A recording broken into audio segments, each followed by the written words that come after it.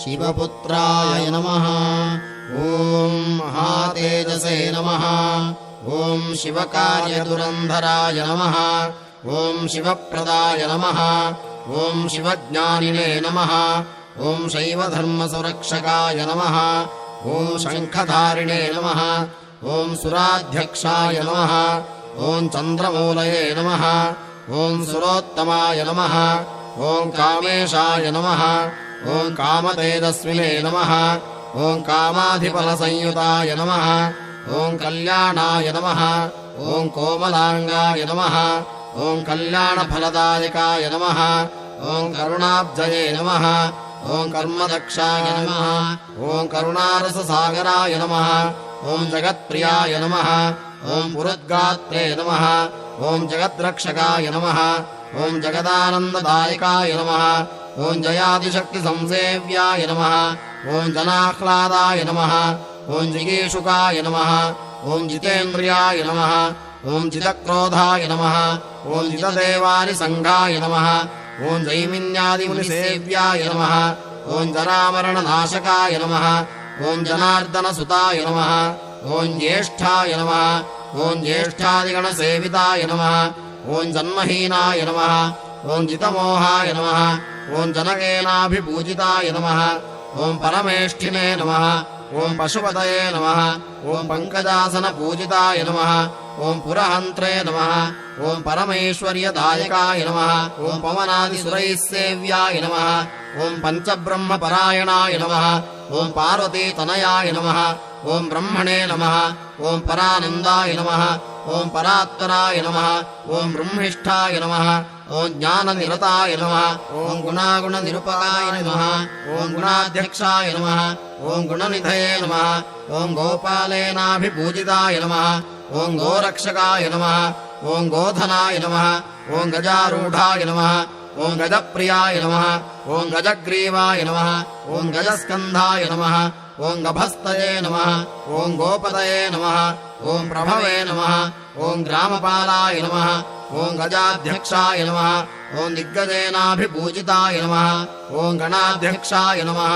ॐ हरप्रियाय नमः। ॐ गणपतये नमः। ॐ गवाम्पतये नमः।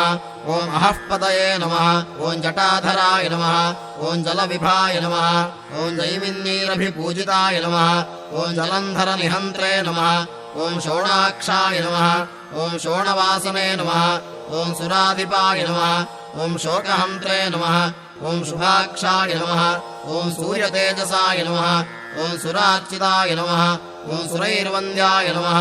ॐ शोणार्गाय नमः। ॐ शाल्मलीपतये नमः। ॐ सज्जोतिषे नमः। ॐ शरवीरघ्नाय नमः। ॐ शरच्चन्द्रनिभाननाय नमः। ॐ सनकादिमुनिध्येयाय नमः।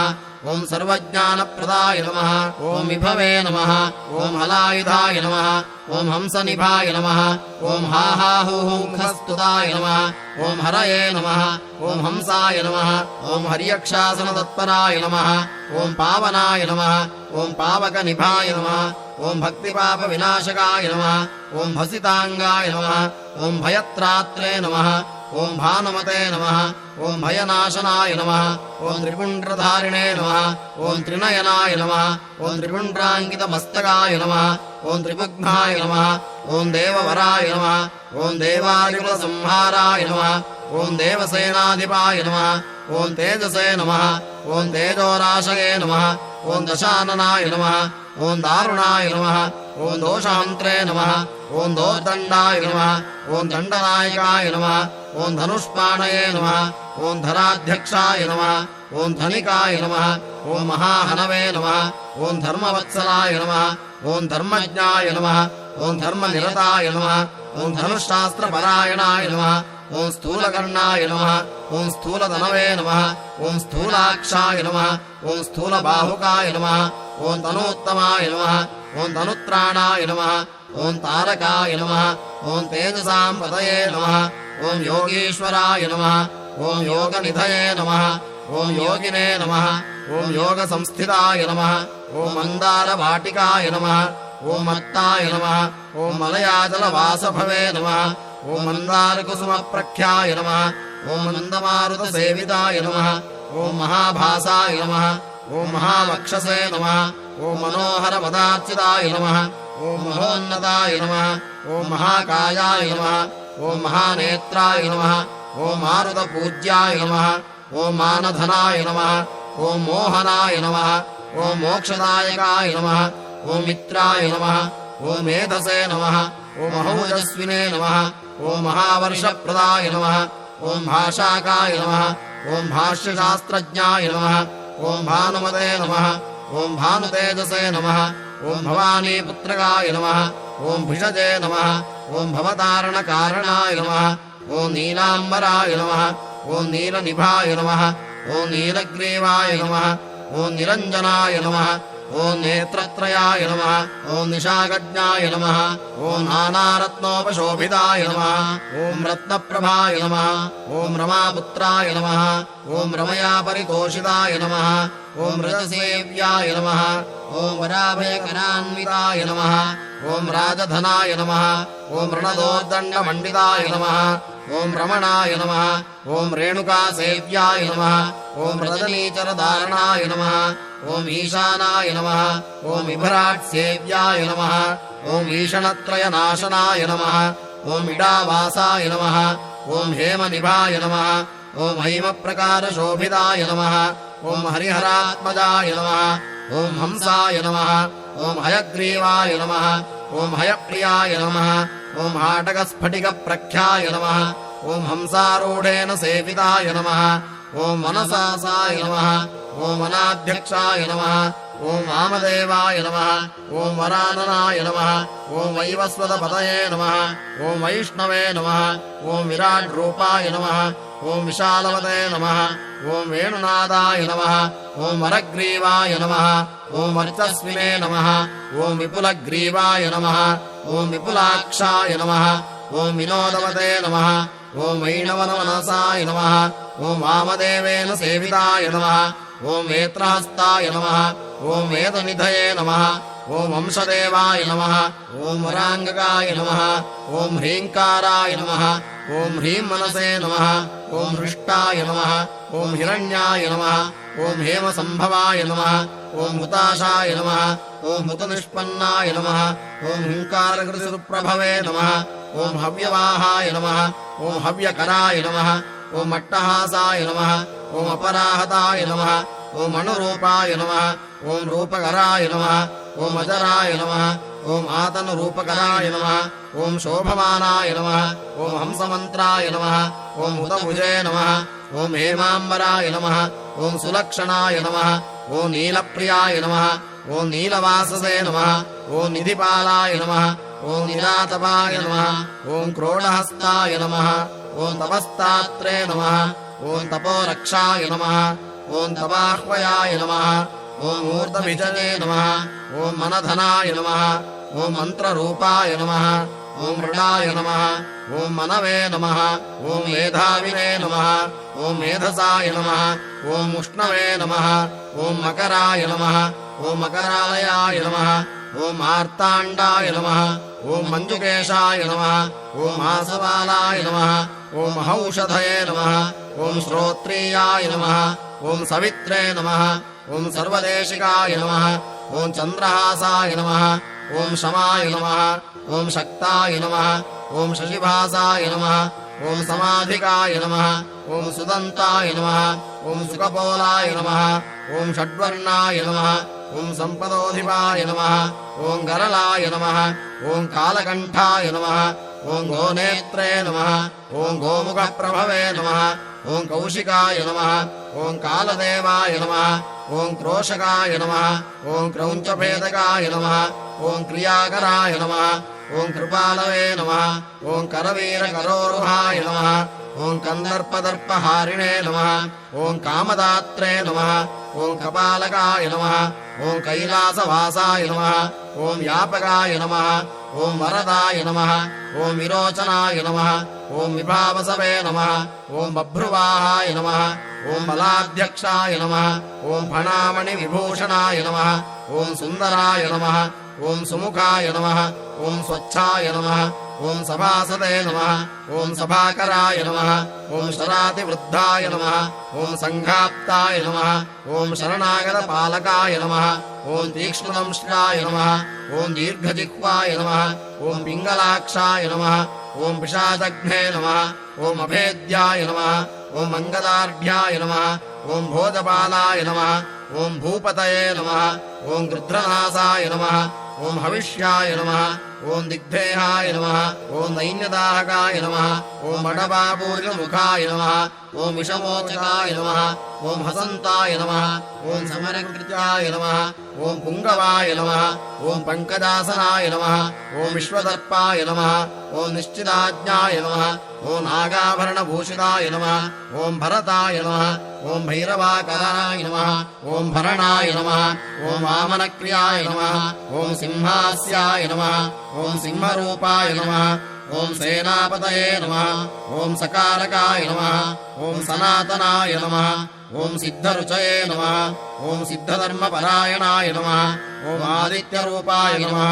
ॐ अपदग्धाय नमः ॐ मृताम्बोधिवासभुवे नमः ॐ युवराजाय नमः ॐ योगिवर्याय नमः ॐ उषस्तेजसे नमः ॐ उडुप्रभाय नमः ॐ समागमाय नमः ॐ देवादिदेवाय नमः ॐ दैवज्ञाय नमः ॐ ताम्रोष्ठाय नमः ॐ ताम्रलोचनाय नमः ॐ पिङ्गलाक्षाय नमः ॐ पिञ्छचूडाय नमः ॐ फणामणिविभूषिताय नमः ॐ भुजङ्गभूषणाय नमः ॐ भोगाय नमः ॐ भोगनन्दकराय नमः ॐ अभयाय नमः ॐ पञ्चास्तेन सम्पूज्याय नमः ॐ पञ्चबाणेन सेविताय नमः ॐ भवाय नमः ॐ शर्वाय नमः ॐ भानुमयाय नमः ॐ प्राजापत्यस्वरूपकाय नमः ॐ स्वच्छन्दाय नमः ॐ छन्दःशास्त्रज्ञाय नमः ॐ दान्ताय नमः ॐ देवमनुप्रभवे नमः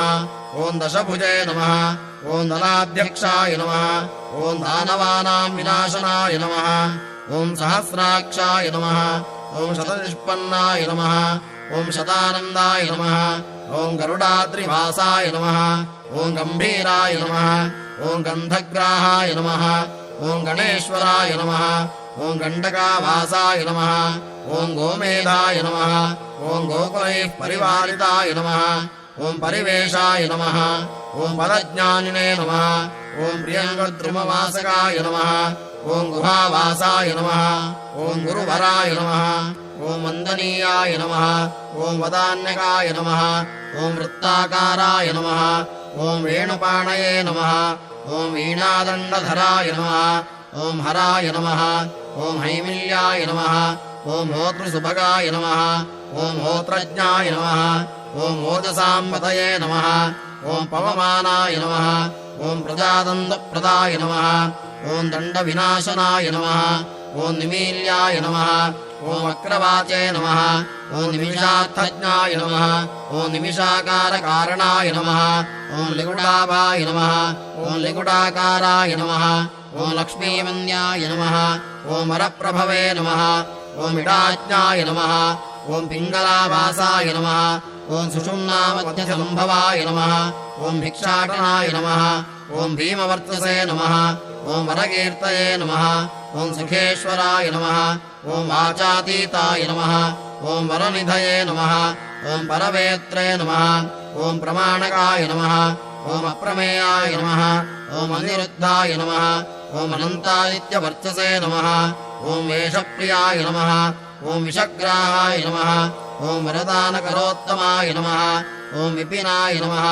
ॐ वेदसाराय नमः ॐ वेदान्तपरितोषिताय नमः ॐ अक्रागमाय नमः ॐ बलदात्रे नमः ॐ विमानपते नमः ॐ वज्रकान्ताय नमः ॐ वंशवराय नमः ॐ वटुरक्षाविशारदाय नमः ॐ विप्रक्रीडाय नमः ॐ विप्रपूज्याय नमः ॐ वेलाराशिजलालकाय नमः ॐ क्रोडास्याय नमः ॐ क्रोडानेत्राय नमः ॐ कोलाहलाय नमः ॐ कपालभृते नमः ॐ कञ्जमेडाय नमः ॐ मञ्जुवाससे नमः ॐ क्रियमाणाय नमः ॐ क्रियाप्रदाय नमः ॐ क्रीडानाथाय नमः ॐ कीलहस्ताय नमः ॐ क्रोशमानाय नमः ॐ कुलान्तकाय नमः ॐ कनकाय नमः ॐ होत्रभागाय नमः ॐ खवासाय नमः ॐ खचराय नमः ॐ खगाय नमः ॐ गणकाय नमः ॐ मृणाय नमः ॐ गुणनिर्दुष्टाय नमः ॐ गुणत्यागाय नमः ॐ कुशाधिपाय नमः ॐ पाटलाय नमः ॐ पत्रधारिणे नमः ॐ पालाशाय नमः ॐ पुत्रवर्धनाय नमः ॐ पितृसच्चरिताय नमः ॐ पेष्टवे नमः ॐ पापभस्मने नमः ॐ पुनश्रुतये नमः ॐ फालनेत्राय नमः ॐ फुल्लकेशाय नमः ॐ फुल्लकल्लाभूषिताय नमः ॐ फणिसेव्याय नमः ॐ पट्टभद्राय नमः ॐ पटवे नमः ॐ वाग्मिने नमः ॐ वयोधिकाय नमः ॐ चोरनाट्याय नमः ॐ चोरवेशाय नमः ॐ चोरघ्नाय नमः ॐ चौर्यवर्तनाय नमः ॐ चञ्चलाक्षाय नमः ॐ चामरकाय नमः ॐ मरीचये नमः ॐ मन्दगामिने नमः ॐ मेषवाहनाय नमः ॐ मैथिल्याय नमः ॐ मोचकाय नमः ॐ मनसे नमः ॐ मनोरूपाय नमः ॐ मन्त्रवेदाय नमः ॐ मन्त्रराशये नमः ॐ महादृढाय नमः ॐ स्तुतिज्ञाय नमः ॐ धनधात्रे नमः ॐ देववन्द्याय नमः ॐ तारणाय नमः ॐ यज्ञप्रियाय नमः ॐ यमाध्यक्षाय नमः ॐ विभक्रीडाय नमः ॐ विभेक्षणाय नमः ॐ दधिप्रियाय नमः ॐ दुराधर्षाय नमः ॐ दारुपालाय नमः ॐ धनुजघ्ने नमः ॐ दामोदराय नमः ॐ दामधराय नमः ॐ दक्षिणामूर्तिरूपकाय नमः ॐ शचीपूज्याय नमः ॐ शङ्खकर्णाय नमः ॐ चन्द्रचूडाय नमः ॐ वीराध्याय नमः ॐ मनुप्रियाय नमः ॐ गुडरूपाय नमः ॐ गुडाकेशाय नमः ॐ कुलधर्मपरायणाय नमः ॐ कालकण्ठाय नमः ॐ गाढगात्राय नमः ॐ गोत्ररूपाय नमः ॐ कुलेश्वराय नमः ॐ आनन्दभैरवाराध्याय नमः ॐ अयमेधफलप्रदाय नमः ॐ दध्यन्नासक्तहृदयाय नमः ॐ गुडान्नप्रीतमानसाय नमः ॐ घृतान्नासक्तहृदयाय नमः ॐ गौराङ्गाय नमः ॐ गर्वभञ्जकाय नमः ॐ गणेशपूज्याय नमः ॐ गगनाय नमः ॐ गणानां पतये नमः ॐ गर्जिताय नमः ॐ सद्महीनाय नमः ॐ शशिधराय नमः ॐ शत्रूणां पतये नमः ॐ अङ्गीरसे नमः ॐ चराचरमयाय नमः ॐ शान्ताय नमः ॐ शरभेशाय नमः ॐ शतातपाय नमः ॐ वक्रगम्याय नमः ॐ वेदाङ्गाय नमः ॐ वेदसञ्चाराय नमः ॐ पर्वतारोहणाय नमः ॐ पूष्णे नमः ॐ परमेशाय नमः ॐ प्रजापतये नमः ॐ भावज्ञाय नमः ॐ भवरोगघ्नाय नमः ॐ भवसागरतारणाय नमः ॐ चिदग्निदेहाय नमः ॐ चिद्रूपाय नमः ॐ चिदानन्दाय नमः ॐ चिदाकृतये नमः ॐ नाट्यप्रियाय नमः ॐ नरपतये नमः ॐ नरनारायणार्चिताय नमः ॐ निषादराजाय नमः ॐ नीहराय नमः ॐ नेष्ट्वे नमः ॐ निष्ठूरभाषणाय नमः ॐ निम्नप्रियाय नमः ॐ नीलनेत्राय नमः ॐ नीलाङ्गाय नमः ॐ नीलकेशाय नमः ॐ सिंहाक्षाय नमः ॐ मरुद्वहाय नमः ॐ सर्वविघ्नेशाय नमः ॐ सामवेदपरायणाय नमः ॐ सनकादिमुनिध्येयाय नमः ॐ सर्वरीशाय नमः ॐ षडाननाय नमः ॐ स्वरूपाय नमः ॐ सुलभाय नमः ॐ स्वर्गाय नमः ॐ वचीनाथेन पूजिताय नमः ॐ काकिन्याय नमः ॐ कामदहनाय नमः ॐ दग्धपापाय नमः ॐ धराधिपाय नमः ॐ नामग्रन्थिने नमः ॐ शतस्त्रीशाय नमः ॐ तन्त्रीपालाय नमः ॐ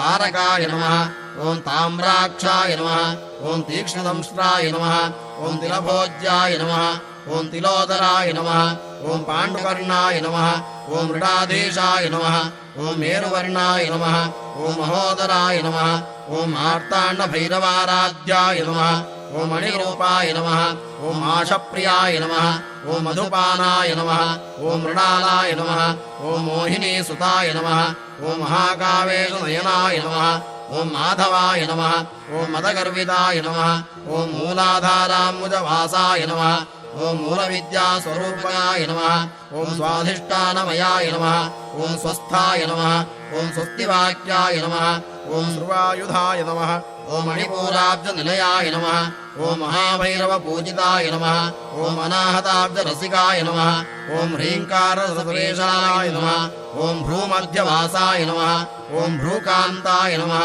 ॐ भरद्वाजेन पूजिताय नमः ॐ सहस्राराम्बुजवासाय नमः ॐ सवित्रे नमः ॐ सामवाचकाय नमः ॐ मुकुन्दाय नमः ॐ गुणातीताय नमः ॐ गुणपूज्याय नमः ॐ द्रोणकुम्भाभिषिक्ताय नमः ॐ गुणाश्रयाय नमः ॐ धन्याय नमः ॐ धनभृते नमः ॐ दाहाय नमः ॐ धनदानकराम्बुजाय नमः ॐ महाशयाय नमः ॐ महातीताय नमः ॐ मयाहेनाय नमः ॐ मदर्चिताय नमः ॐ माठराय नमः ॐ मोक्षफलदाय नमः ॐ अद्वैरिकुलनाशनाय नमः ॐ पिङ्गलाय नमः ॐ पिञ्छचूडाय नमः ॐ पिशिताशपवित्रकाय नमः ॐ पायसान्नप्रियाय नमः ॐ पर्वपक्षमासनिभाजकाय नमः ॐ वज्रभूष्ठाय नमः ॐ वज्रकायाय नमः ॐ विरिञ्चाय नमः ॐ वरवक्षसाय नमः ॐ विज्ञानकलिकावृन्दाय नमः ॐ विश्वरूपप्रदर्शकाय नमः ॐ डम्बघ्नाय नमः ॐ दमदोषघ्नाय नमः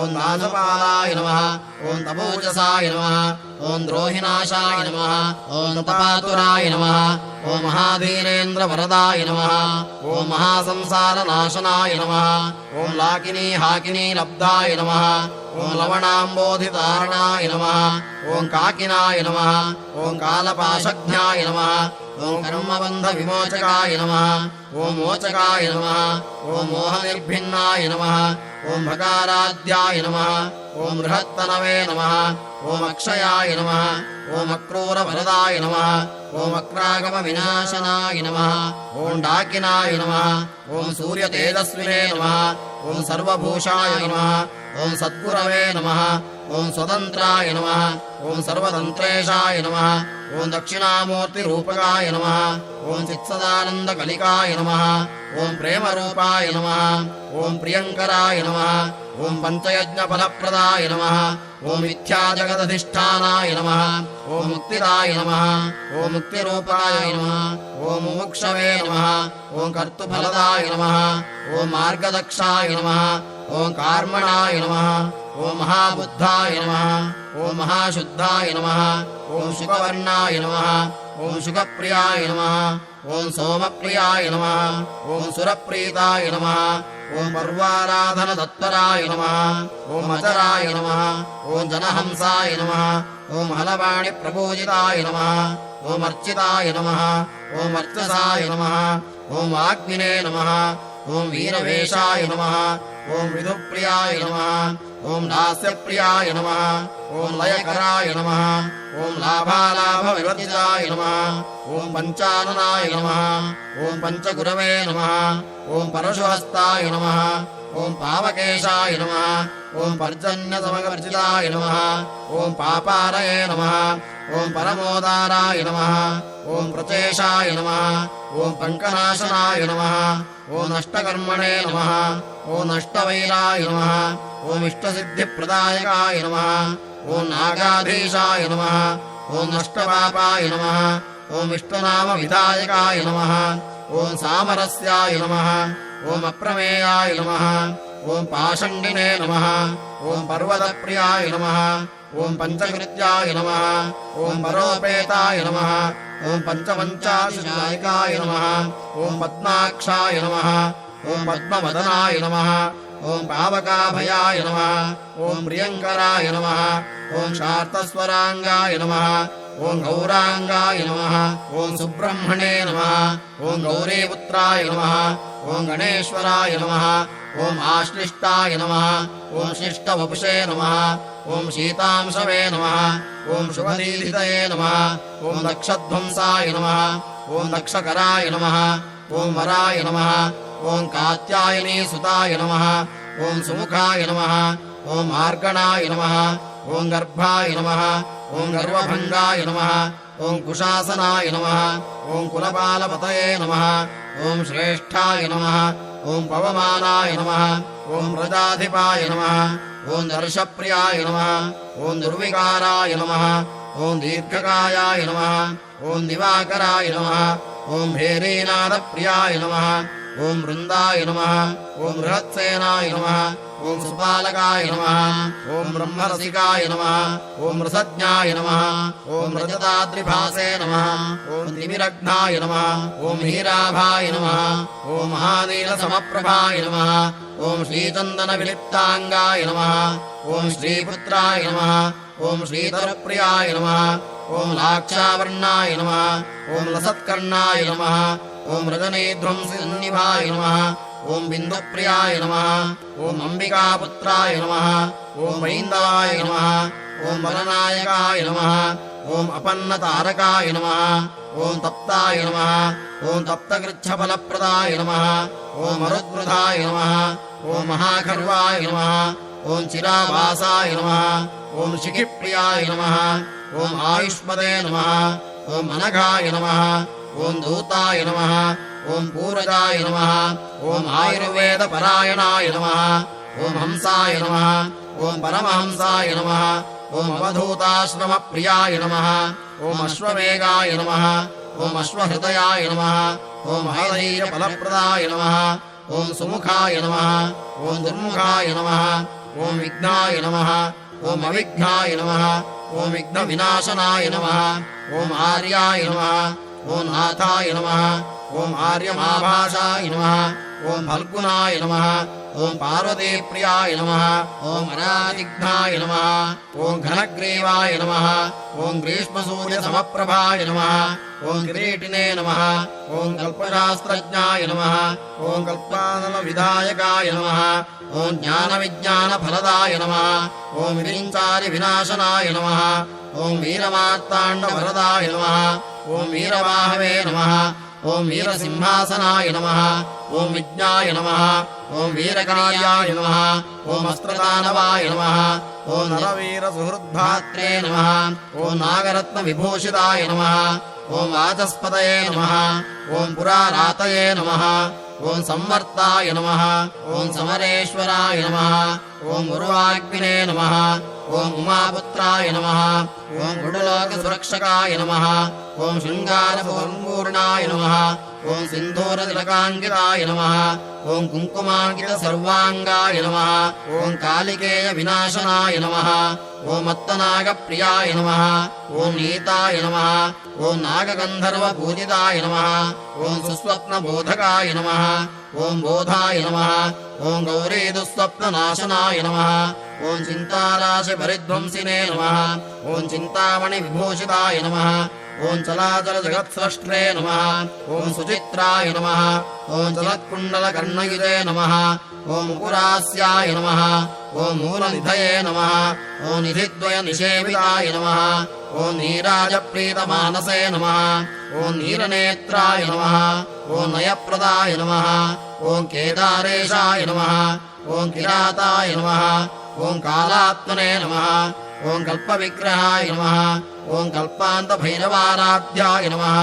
ॐ कङ्गवक्त्रशरायुधाय नमः ॐ कलाकाष्ठस्वरूपाय नमः ॐ ऋतुवर्षादिमासवते नमः ॐ दिनेशमण्डलावासाय नमः ॐ वासमनप्रपूजिताय नमः ॐ बहुलास्तम्भकर्मज्ञाय नमः ॐ पञ्चाशद्वर्णरूपकाय नमः ॐ चिन्ताहीनाय नमः ॐ चिदाक्रान्ताय नमः ॐ चारुपालाय नमः ॐ लायुधाय नमः ॐ बन्धूककुसुमप्रख्याय नमः ॐ वरगर्भविभञ्जनाय नमः ॐ विद्वत्तमाय नमः ॐ विरादघ्नाय नमः ॐ चित्तकर्मकाय नमः ॐ सङ्गीतलोलपमानसे नमः ॐ स्निग्धगम्भीरगर्जिताय नमः ॐ तुङ्गवक्ताय नमः ॐ स्तवरसाय नमः ॐ अभ्राभाय नमः ॐ भ्रमरेक्षणाय नमः ॐ लीलाकमलहस्ताब्जाय नमः ॐ बालकन्दविभूषिताय नमः ॐ रौद्रप्रसवशुद्धाभाय नमः ॐ श्रीशकुसुमप्रियाय नमः ॐ त्रासत्राणकराय नमः ॐ तत्त्वाय नमः ॐ तत्त्ववाक्यार्थबोधकाय नमः ॐ वर्षीयसे नमः ॐ विधातव्याय नमः ॐ वेदान्तप्रतिपादकाय नमः ॐ मूलभूताय नमः ॐ मूलतत्त्वाय नमः ॐ ॐ मूलकारणविग्रहाय नमः ॐ आदिनाथाय नमः ॐ अक्षयफलपाणये नमः ॐ जन्मपराजिताय नमः ॐ गानप्रियाय नमः ॐ गानलोलाय नमः ॐ महेशाय नमः ॐ मुकुन्दपूज्याय नमः ॐ विज्ञानमानसाय नमः ॐ गिरिजास्तन्यरसिकाय नमः ॐ गिरिराजसंस्तुताय नमः ॐ पीयूषकुम्भहस्ताब्जाय नमः ॐ पाशत्यागाय नमः ॐ चिरन्तनाय नमः ॐ सुधालालसवक्त्राब्जाय नमः ॐ सुरद्रवफलेप्सिताय नमः ॐ रत्नहाटकभूषाङ्गाय नमः ॐ रावणादिप्रपूजिताय नमः ॐ कनत्कालेषु सुप्रीताय नमः ॐ क्रौञ्चगर्वविनाशनाय नमः ॐ अशेषजनसम्मोहनाय नमः ॐ आर्यविद्याफलप्रदाय नमः ॐ अवबद्धदुकूलाङ्गाय नमः ॐ हारालङ्कृतगन्धराय नमः ॐ केतकीकुसुमप्रीताय नमः ॐ कलभैः परिवारिताय नमः ॐ केकाप्रियाय नमः ॐ कार्तिकेयाय नमः ॐ सारङ्गविदनप्रियाय नमः ॐ चातकालापसन्तुष्टाय नमः ॐ चमरीमृगसेविताय नमः ॐ अम्रकोटाद्रिसञ्चाराय नमः ॐ अम्नायफलदायकाय नमः ॐ अक्षसूत्रधृतबाणये नमः ॐ अक्षिरोगविनाशनाय नमः ॐ मोहाङ्गाय नमः ॐ मुनिमानसतोषिताय नमः ॐ तैलाभिषिक्तसुशिरसे नमः ॐ तर्जनीमुद्रदर्शनाय नमः ॐ तटागमनप्रीताय नमः ॐ तमोगुणविनाशनाय नमः ॐ अनामयाय नमः ॐ अनादर्शाय नमः ॐ अर्जुनाभाय नमः ॐ हृतप्रियाय नमः ॐ षाड्गुण्यपरिसम्पूर्णाय नमः ॐ सप्ताश्वादिग्रहैस्तुताय नमः ॐ वीतशोकाय नमः ॐ प्रसादज्ञाय नमः ॐ सप्तप्राणवरप्रदाय नमः ॐ सप्तार्चुषे नमः ॐ त्रिनयनाय नमः ॐ त्रिवेणीफलदायकाय नमः ॐ कृष्णवर्त्मने नमः ॐ वेदमुखाय नमः ॐ दारुमण्डलमध्यकाय नमः ॐ वीरनूपुरपादाब्जाय नमः ॐ वीरकङ्कणपाणिपते नमः ॐ विश्वमूर्तये नमः ॐ शुद्धमुखाय नमः ॐ शुद्धभस्मानुलेपनाय नमः ॐ आब्रह्मकीटजननावनात्मने नमः ॐ शुम्भध्वंसिनी सम्पूज्याय नमः ॐ रक्तकुम्भकुलान्तकाय नमः ॐ निषादादिस्वरप्रीताय नमः ॐ नमस्कारफलप्रदाय नमः ॐ भक्तादिपञ्चदायिने नमः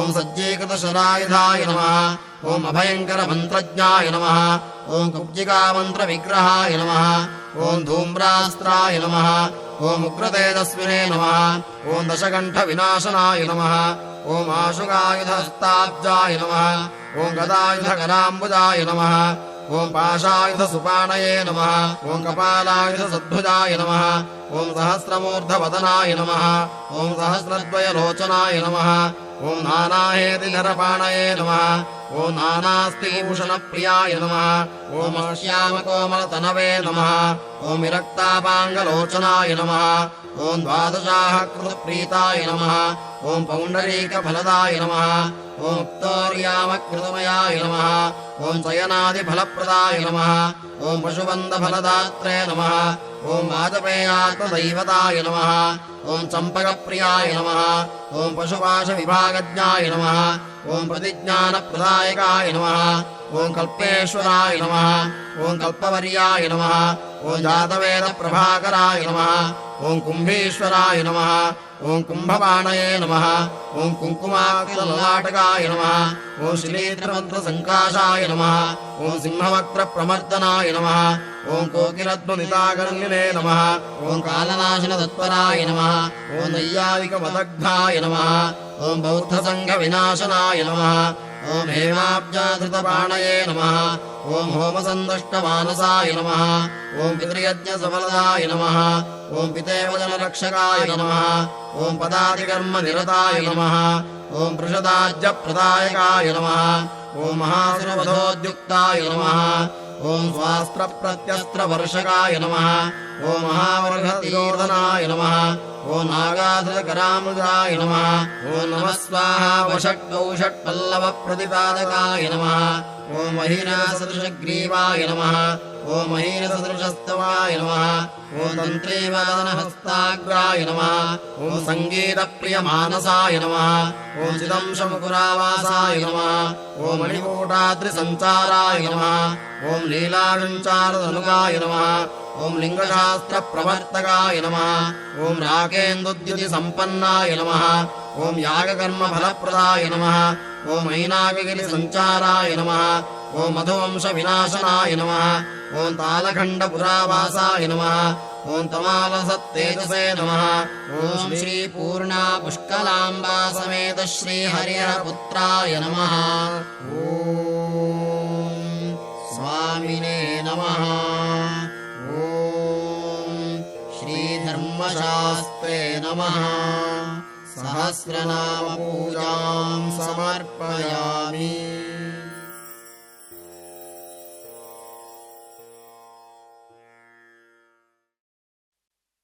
ಸರ್ವ ಮೃತ್ಯು ಅಪಮೃತ್ಯು ನಿವಾರಕನಾದ ಶಿವಮೋಹಿನಿ ಸುತನಾದ ಶಬರಿಮಲೆಯೊಡೆಯನಾದ ಹುಲಿವಾಹನನಾದ ಕನ್ನಿಮೂಲ ಗಣಪನ ಗುರುಗುಹನ ಅನುಜನಾದ ಶ್ರೀ ಧರ್ಮಶಾಸ್ತ್ರ ಅಯ್ಯಪ್ಪ ಸ್ವಾಮಿಯ ದಿವ್ಯಾಷ್ಟೋತ್ತರವನ್ನು ಪಠಿಸುತ್ತಾ ಭಕ್ತಿಯಿಂದ ಪೂಜಿಸೋಣ.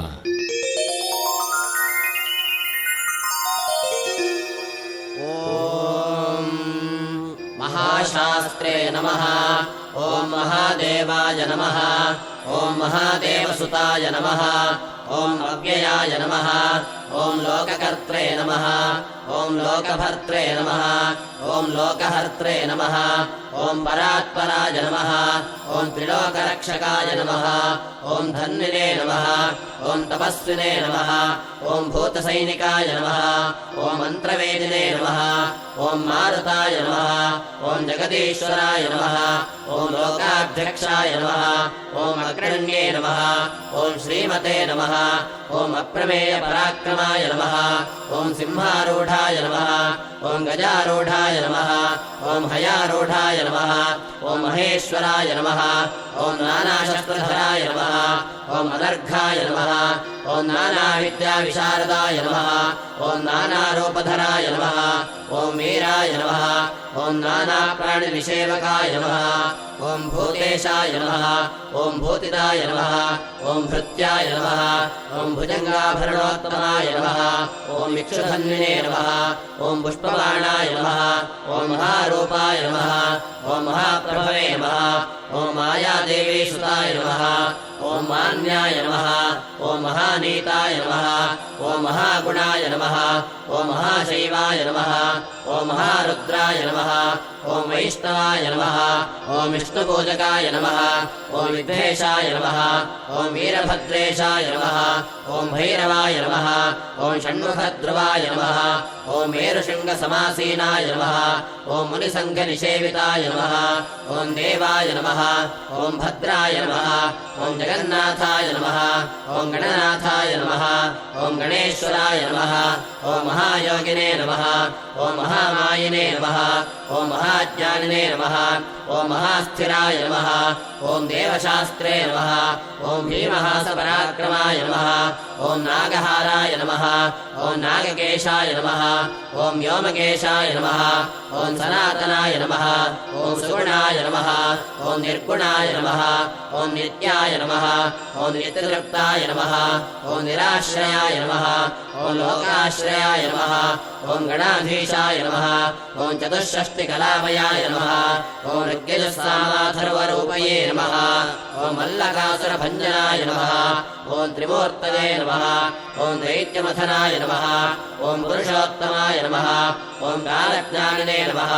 ॐ महाज्ञानिने नमः। ॐ कामदाय नमः। ॐ कमलेक्षणाय नमः। ॐ कल्पवृक्षाय नमः। ॐ महावृक्षाय नमः। ॐ विद्यावृक्षाय नमः। ॐ विभूतिदाय नमः। ॐ संसारतापविच्छेत्रे नमः। ॐ पशुलोकविभङ्कयाय नमः। ॐ रोगहन्त्रे नमः। ॐ प्राणदात्रे नमः। ॐ परगर्वविभञ्जनाय नमः। ॐ सर्वशास्त्रार्थतत्त्वज्ञाय नमः। ॐ नीतिमते नमः। ॐ पापभञ्जनाय नमः। ॐ पुष्कलापूर्णसंयुक्ताय नमः। ॐ परमात्मा महात्मने नमः ॐ सताङ्गदये नमः ॐ अनन्तादित्यसङ्काशाय नमः ॐ सुब्रह्मण्याय नमः ॐ बलिने नमः ॐ भक्तानुकम्पिने नमः ॐ देवेशाय नमः ॐ भगवते नमः ॐ भक्तवत्सलाय नमः ॐ श्रीपूर्णपुष्कलाम्बा समेत श्रीहरिहरपुत्र ॐ स्वामिने नमः।